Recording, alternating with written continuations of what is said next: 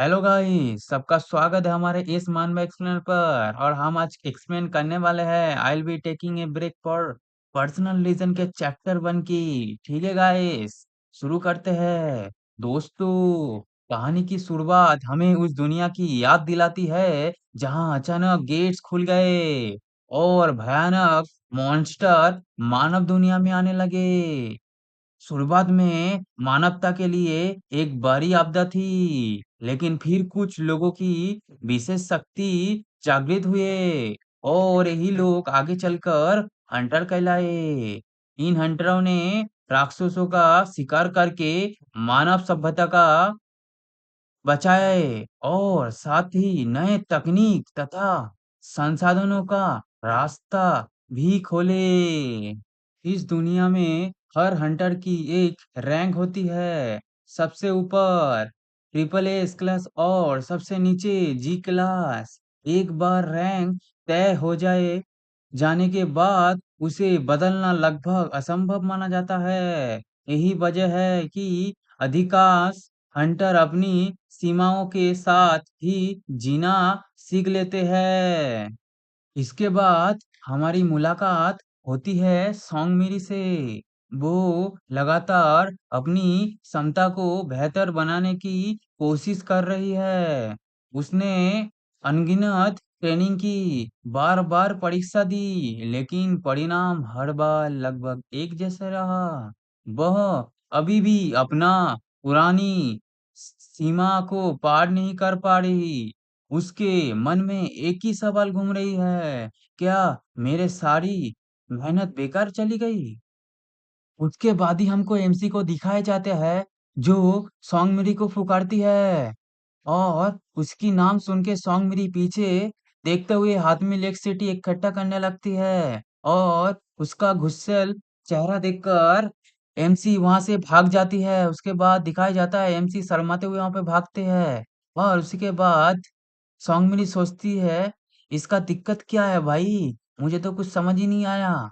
उसके बाद पीछे से रिसेप्शनिस्ट पूछती है, मिस आप अपना टेस्ट पेपर लीजिए। उसके बाद टेस्ट पेपर लेकर एसोसिएशन से बाहर आकर सौंगमेरी अपनी टेस्ट पेपर को देखने लगती है और देखते हुए सोचती है कि वो तो एक ही रैंक में ही है, कोई फायदा नहीं है। इतना मेहनत करने के बाद मैं एक ही रैंक में हूँ। और उसका चेहरा बहुत सैड हो जाती है और सैड चेहरा आप देख ही सकते हो। ठीक है। तभी पूरे शहर में आपातकालीन अलार्म बाज उठता है। एक नया गेट पकड़ हुआ है और उसके साथ एक बहुत ही खतरनाक मॉन्स्टर भी अपीयर हुआ है। इतनी ज्यादा तबाही कर देता है। उसी के बाद हमको दिखाया जाता है हमारे एमसी को। एमसी एक बच्चे के हाथ पकड़ के भागने लगता है और वो बच्ची गिर जाता है धक्के की वजह से। और वो एमसी उस बच्ची को कहते हैं, सौंगमिरी तुम ठीक हो ना? उसके बाद वो बच्ची पीछे देखता है और एमसी भी पीछे देखते हुए सोचता है क्या हुआ। उसके बाद एमसी आंख बंद कर लेता है और एमसी को पीछे दिखता है एक बहुत ही बड़ा मॉन्स्टर। मॉन्स्टर के ऊपर अचानक आ जाता है एक लाइटिंग और वो लाइटिंग मॉन्स्टर के ऊपर गिर जाता है और हमारा वहां पे आता है एक लड़की। उस लड़की ने उस मॉन्स्टर के ऊपर एक बिजली गिराया था, बट उस बिजली से उस मॉन्स्टर को कुछ भी नहीं हुआ था।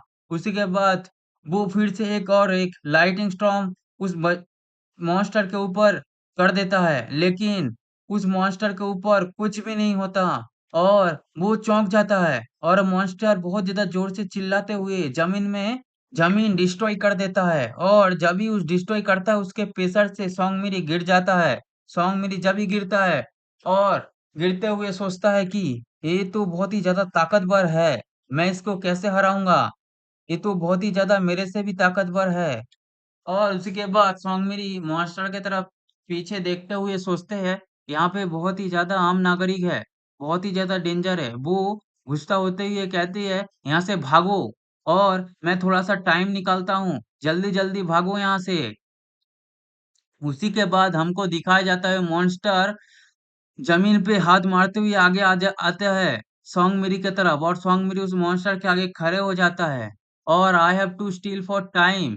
तो टाइम थोड़ा बाई करते हुए वो सोचता है मेरा पावर कहाँ गया और वो मॉन्स्टर उसके सामने बहुत सामने आ जाता है और वो सोचने लगता है मॉम डैड।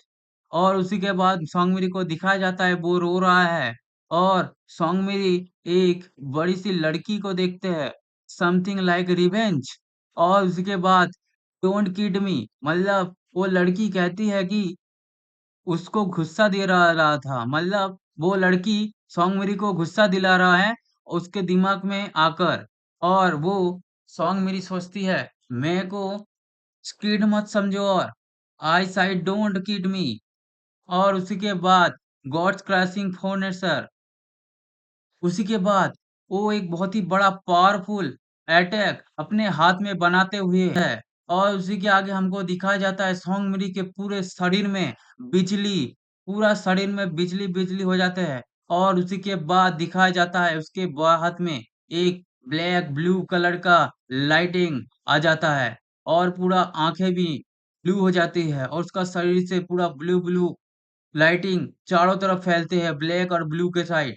और उसी के बाद उस मॉन्स्टर का मुंह भी दिखाया जाता है और उस मॉन्स्टर के मुंह के ऊपर सोंगमिरी लाइटिंग स्टोन को फेंक देते हैं। उसी के बाद हमको थोड़ी देर का टाइम दिखाया जाता है और उसी के बाद दिखाया जाता है कि सोंगमिरी ने उस वर्स्ट मॉन्स्टर को मार दिया होता है और वहां पे बहुत ज्यादा मतलब आम नागरिक और 3-4 सिक्योरिटी गार्ड और रिपोर्टर भी आ जाते हैं और स्वांगमिली सोचते हैं आई डिफेंड थ्रोन बुल, मतलब उस बंदे स्वांगमिली ने उस बुल को मार दिया होता है और उस बुल को इतना ताकत से मारता है कि उस बुल का सर के साथ सीना भी गायब हो जाता है। उसके बाद हमको दिखाया जाता है एमसी को जो उस बच्ची के साथ शुक्रिया अदा करता है। एमसी कहता है थैंक यू सो मच। उसके बाद शुक्रिया अदा करके एम्स वहाँ पे जाने ही लगता है। उसके बाद सोंगमिरी को याद आता है wait, how do know my name, मतलब सोंगमिरी सोचता है इस मतलब ये मेरा नाम कैसे जानता है। पहले जो हेड में जो साउंड आया था और इसी एमसी का होता है। और उसके बाद एमसी उस बच्ची को बोलते हैं लेट्स गो होम, घर चलते हैं। और उसी के बाद दिखाया जाता है सोंगमिरी सोचती है ये लड़का कौन है। और इसी के साथ चैप्टर 1 हमारा यहाँ पे खत्म होता है। वीडियो अच्छी लगे तो थोड़ा सा सपोर्ट दिखाओ गाइस, और कहाँ पे भी गलती है तो हमको कमेंट में बताइए। ठीक है, और ये मेरा फर्स्ट वीडियो है और इसमें पता नहीं है मेरा फर्स्ट वीडियो है और मेरे को इतना रिसर्च विसर्च नहीं किया है, बट मैंने कोशिश किया है फर्स्ट वीडियो बनाया है गाइस, थोड़ा सपोर्ट दिखाओ। और